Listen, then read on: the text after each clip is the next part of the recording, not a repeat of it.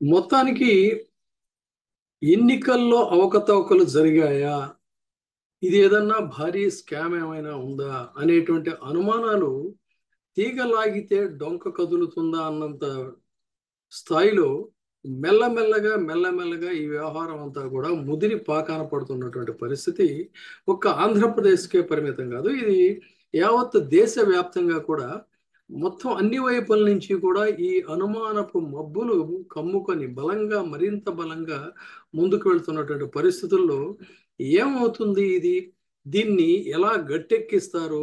దీన్ని ఒక పెద్ద కుంభకోణం, భారతదేశంలో ఒక సంచలనాత్మకమైనటువంటి వ్యవహారంగా ఇది అవుతుందా? లేదు అన్నట్లయితే ఆ మబ్బులు మెల్లగా పటాపంచలైపోయి తేలిపోతాయా అనేటువంటి ఒక అనుమానాలు కూడా బలంగా రోజు రోజుకి వేళ్ళునుకుంటున్న పరిస్థితి.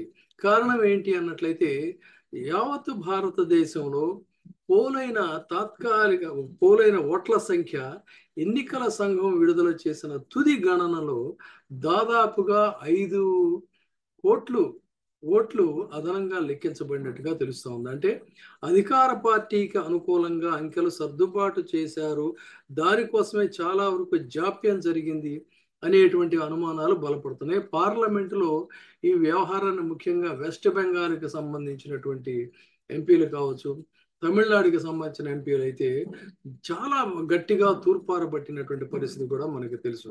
1952 నుంచి దేశ చరిత్రలో పోలైనటువంటి ఓట్ల సంఖ్య, అంటే ఈ వేరియేషన్ డిఫరెన్స్ కేవలం 1% అంటే 1%ని మించి దాటలేదని చెప్తున్నారు.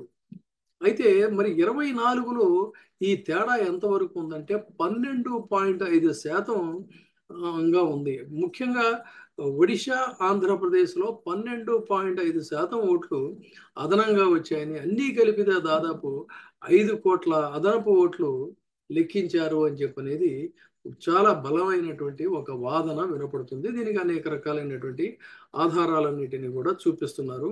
మరి దీని మీద సరే ఎన్నికల సంఘం ఏ విధంగా కప్పదాటు వ్యవహారం వేస్తూ ఉంది, ఎలా దీంట్లోంచి బయటపడాలనుకుంటుంది తప్ప చిత్తశుద్ధితో తమ యొక్క పారదర్శకతని నిరూపించుకోవాలని మాత్రం ప్రయత్నం చేయట్లేదు. యావత్ భారతదేశ చరిత్రలో ఇంతవరకు ఎన్నికల సంఘానికి ఇటువంటి ఒక మచ్చ అనేది అయితే ఎప్పుడూ లేదు. మరి ఈ మత్సల్ని శాశ్వతంగా ఉంచుకుంటుందా, లేదంటే తుడి చేసుకునే ప్రయత్నం చేస్తుందా? కాదు అన్నట్లయితే తన నిజాయితీని నిరూపించుకొని ఇవి కృత్రిమమైనటువంటి మచ్చలే అని చెప్తుందా అనేది చూడాలి. అయితే వ్యవహార శైలి చూస్తే మాత్రం అనుమానాలు చాలా బలంగా ఉన్నాయి.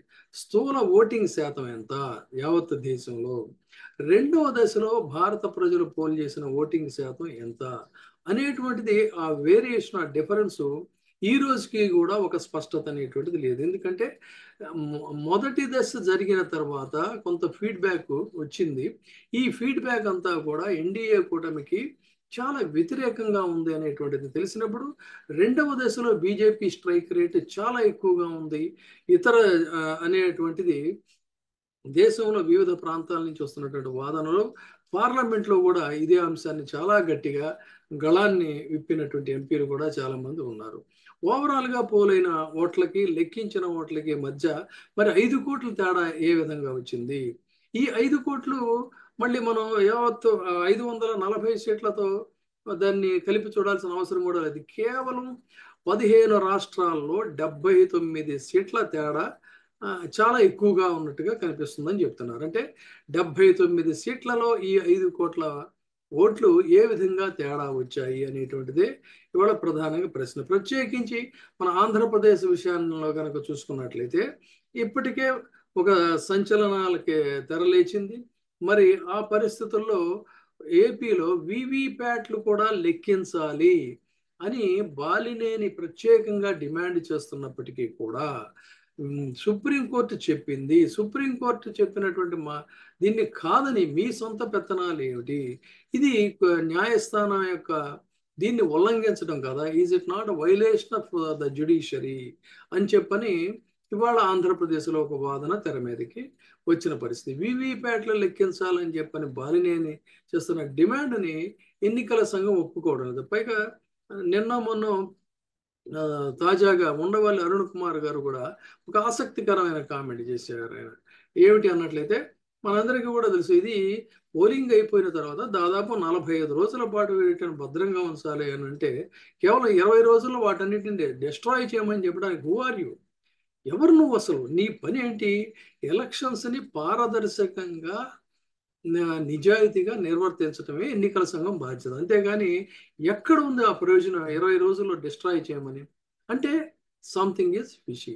ఈ ఈవీఎంల వివిప్యాట్లు కనుక లెక్కిస్తే ఎన్నికల సంఘం యొక్క డొల్లతనం, ఈవీఎంల గోల్మాల్ భాగవతం ఈ రెండు కూడా బట్టబయలు అవుతాయి అనేటువంటిది ఓట్ ఫర్ డెమోక్రసీ వీడిఎఫ్ సంస్థ మహారాష్ట్రకి సంబంధించినటువంటిది, అదేవిధంగా మన ఆంధ్రప్రదేశ్కి సంబంధించినటువంటి సంస్థ, ఈ రెండు సంస్థలు కూడా చాలా బలంగా తమ యొక్క అనుమానాలని వినిపిస్తున్నటువంటి పరిస్థితుల్లో ఇవన్నీ కూడా క్రమక్రమంగా ఒక్కొక్కటి బయటకు వస్తాయి. ఆంధ్రప్రదేశ్లో మొత్తం పోలైన ఓట్లలో 49 లక్షల పైచీలకు ఓట్లని బోగస్ ఓట్లుగా ఈ రెండు సంస్థలు కూడా, ఏది ఏడిఆర్ను విడిఎఫ్, ఈ రెండు సంస్థలు కూడా దాదాపు 49 లక్షల ఓట్లు బోగస్ ఓట్లుగా ఈ రెండు సంస్థలు పరిగణించాయి. ఎన్నికల సమయంలో ఆంధ్రప్రదేశ్లో తొలుత ప్రకటించిన ఓట్ల శాతం కంటే తుది ఓటింగ్ 12% ఏ విధంగా పెరిగిందో చెప్పాలి అనేటువంటిదే ఇవాళ. అదే విధంగా సుప్రీంకోర్టు యొక్క చెప్పినటువంటి వీటిల్ని ఏ విధంగా మీరు వైలేట్ చేస్తారు అనే దాని మీద కూడా ఉంది. సో మొత్తంగా చూసుకున్నట్లయితే ఇది చినికి గాలివాన అయ్యి పెద్ద మొత్తంలో భారతదేశంలోని ఒక సంచలనం సృష్టించేటువంటి కుంభకోణంగా ఇది మిగులుతుందా? ఒకప్పుడు కేవలం ఇందిరాగాంధీ సమయంలో అలహాబాద్ హైకోర్టు తీర్పుతోనే ప్రధాని పీఠం అనేటువంటిది కదిలింది. కానీ ఇది చూసినట్లయితే ప్రపంచమే విస్తుపోయేటువంటి కారణం ఏంటంటే భారతదేశంలో ఎన్నికల ప్రక్రియ, భారతదేశ ఎన్నికల సంఘం చాలా గొప్పదని చెప్పని, ప్రజాస్వామ్య వ్యవస్థల్లో దీనికి ఒక ప్రత్యేక స్థానం ఉందని అదనేదని చెప్పుకునే పరిస్థితుల్లో ఇవాళ అటువంటి ఒక స్వతంత్ర ప్రతిపత్తి ఉన్నటువంటి ఎన్నికల సంఘం మీద నీలి నీడలు కమ్ముకున్న పరిస్థితి. కాబట్టి ఇది యావత్ ప్రజాస్వామ్య దేశాలే విస్తుపోయేటువంటి విధంగా ఒక కుంభకోణం బయటపడుతుందా, లేదంటే దీన్ని చాలా తేలికగా దీన్ని మెల్లగా అలా నెట్టేయగలిగినటువంటి సమర్థులు కాబట్టి ఆ విధంగా దాన్ని నెట్టేస్తారా? మరి న్యాయస్థానాలు ఏం చేస్తాయి అనేది ఇప్పుడు సర్వత్రా ఉత్కంఠ. మొత్తం మీద అయితే ఇది ఆషామాషి వ్యవహారం కాదు, అంత తేలిగ్గా తప్పించుకోవడానికి కూడా అవకాశం లేవు. మొత్తంగా చూసుకున్నట్లయితే మెల్లమెల్లగా ఆ పట్టు అనేటువంటిది అయితే బిగుసుకుంది, ఇంకా మరింత బిగుసుకునేటువంటి అవకాశాలు ఉన్నాయి. అనేక మంది మేధావులు, పార్లమెంటేరియన్స్ కూడా బయటకు వచ్చి తమ గళాన్ని వినిపిస్తున్నారు. ఈ శక్తులన్నీ, ప్రజాస్వామ్య శక్తులన్నీ కూడా ఏకమవుతున్న పరిస్థితి.